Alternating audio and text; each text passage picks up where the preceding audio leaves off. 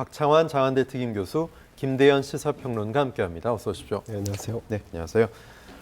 자, 용산 대통령실의 고민이 깊어지고 있습니다. 한덕수 국무총리와 이관섭 비서실장 후임 인선 관련해서 정말 다양한 보도들이 나왔는데 그때마다 대통령실은 아니다, 손사래를 치기 바빴죠. 자, 최근 보도들을 중심으로 어떻게 지금 일이 진행이 되고 있는지 보면요. 자, 먼저 비서실장에 양정철 전 민주연구원장이 거론됐었죠. 본인은 뭘 더 할 생각이 없다라고 부인을 했습니다. 그리고 장제원 국민의힘 의원도 비서실장 관련해서 대통령실에서 제안을 받은 바가 없다. 측근들이 제안을 수락했다는, 설득을 했다는 내용도 사실과 다르다. 일각의 보도상은 비서실장 선임 때마다 장제원 의원에게 이야기를 했는데 그때마다 거절했고 이번 역시 본인이 거절하고 있다라는 이런 보도들이 나왔는데, 자, 김대현 평론가 어떻게 보십니까? 양정철 전 원장 카드는 이미 좀 접힌 것 같고 장제원 의원 관련해서는 여전히 설득한다고 보세요? 아니면 어떻게 보십니까?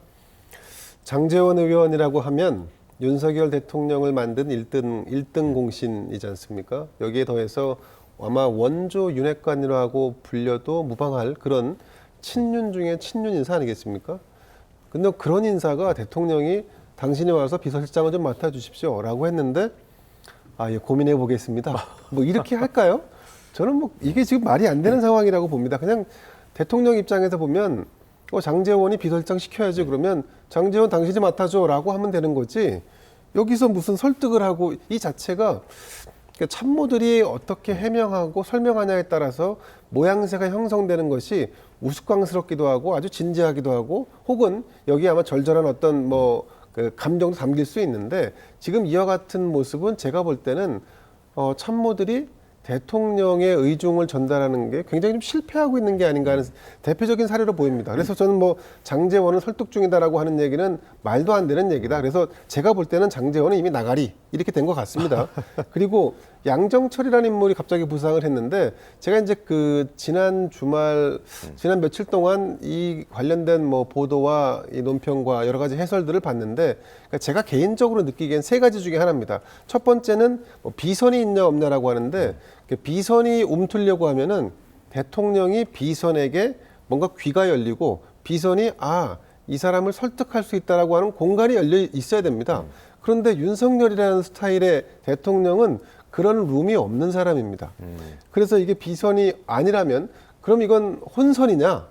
근데 혼선을 빚는다고 해서 그러면 A측과 B측이 존재한다는 것이 명확해야 되는데, 윤석열 대통령 체제 하에서 지금 A측과 B측으로 나눠져 있는 적은 거의 없었습니다. 제가 알기로는 늘 하나의 단선 라인으로 형성을 했고 그 단선 라인에 협조하지 않거나 비협조하면 쳐내왔습니다. 그렇기 때문에 저는 혼선도 아니라고 보고, 마지막 세 번째 선은 독선입니다. 대통령의 독선이 오늘날 이 결과를 가져온 것이 아닌가라는 생각을 하는데, 그래서 저는 지금 이 결정, 양정철이라는 인물이 부상한 것도 저는 오롯이 윤석열 대통령의 머릿속에서 여러 가지 의견을 종합해 봤을 때 내가 내린 판단이 맞다.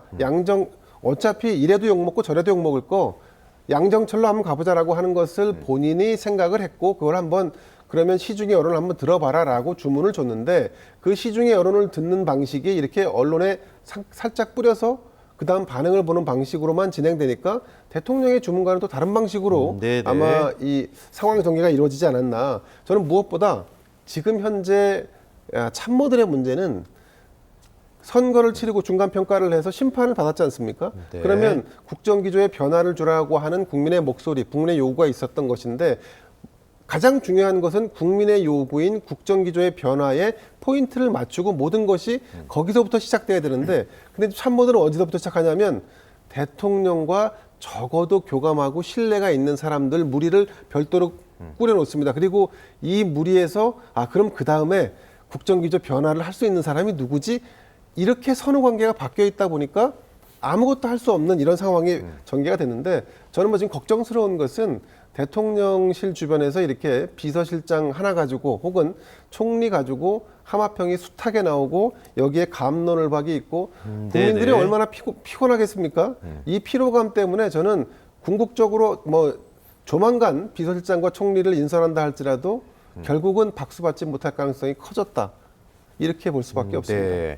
야당의 인준을 받아야 되는 총리는 그렇다 손 치더라도 일각에서는 비서실장은 대통령이 본인과 뭐 가장 가까운 사람, 본인 의중을 잘 헤아릴 수 있는 사람, 또 수시로 교감해야 되기 때문에 자기 사람을 소위 심는 게 어쩔 수밖에 없는 거 아니냐 그렇게 보는 대통령 측근으로 가는 게 맞다 이런 시각도 있는데 박 교수님 이 비서실장, 총리 선임 관련된 논란 어떻게 좀 보고 계세요?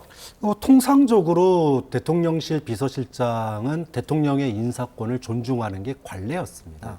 자, 그런데 지금 시기가 통상적인 시기냐? 우리가 흔히 얘기하는 특단의 시기 아니냐? 윤석열 대통령이 30%대 지지율에 갇혀 있긴 했지만 지금 오늘 나온 MBS 조사를 보면은 국정수행 지지도가 27%까지 떨어졌습니다. 역대 최저죠? 역대 네. 최저입니다. 자, 이런 위기의 순간에 비서실장이 지금 거론되시는 분들 중에 지금 뭐 장제원 의원 얘기 나왔으니까 하는 얘기지만 윤핵관 중에 윤핵관 아닙니까? 친윤 중에 친윤이에요. 지금 대통령에게 쓴소리하는 사람이 여권 내에 없다. 이게 지난 몇 달 동안 국민들이 여당을 바라보는 시각이었습니다.